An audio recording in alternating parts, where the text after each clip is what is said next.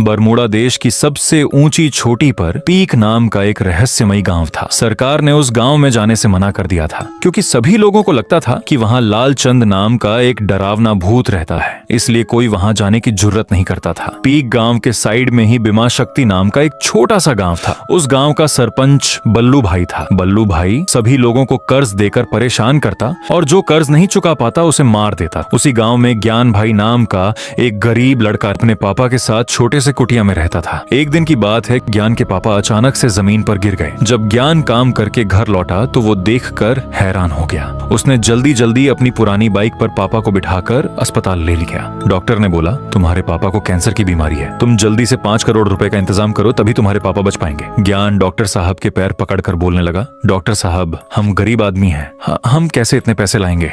Doctor ने बोला, वो सब मैं नहीं जानता, पैसे तो तुम्हें लाने पड़ेंगे। ज्ञान रोते रोते वहां से चला गया। ज्ञान ने पैसा लेने के लिए बल्लू भाई सरपंच के पास गया और बोला, सरपंच जी, मेरे पापा को कैंसर की बीमारी हो गई है। डॉक्टर ने बोला है 5 करोड़ रुपए लाने को, कृपया मुझे 5 करोड़ रुपए दे दीजिए। वो हंसते हंसते बोला, ये देखो, इस गरीब को मैं 5 करोड़ दूंगा, इसके पास तो जमीन भी नहीं है कि अगर उधार नहीं चुकाया तो मैं उसे हड़प सकूं, चल निकल यहाँ से। ज्ञान का खून खौल गया। वो चुपचाप वहां से चला गया। ज्ञान को रात में नींद नहीं आ रही थी। अरे यार, आखिर कैसे 5 करोड़ का इंतजाम करूं? तभी उसे भूतिया गांव की याद आती है। उसने सोचा कि शायद पीक गांव में बहुत पैसे होंगे, तभी तो सरकार ने भी वहां जाने से मना किया है और भूत भूत बोलकर सबको डरा रहे होंगे। ज्ञान ने आधी रात को अपनी बाइक उठाई और चल दिया पीक गांव में। वहां पर बहुत सन्नाटा छाया हुआ था। ज्ञान डरते डरते अंदर गया। वहां पर कोई भी खजाना नहीं था। ज्ञान निराश होकर जाने लगा। तभी पीछे से एक डरावनी आवाज आई, रुक जा लड़के, तूने मेरे गांव में आने की जुर्रत कैसे की? ज्ञान डरते डरते पीछे घूमा। उसके रोंगटे खड़े हो गए। वहां पर लालचंद की आत्मा खड़ी हुई थी। लालचंद की आत्मा बोली,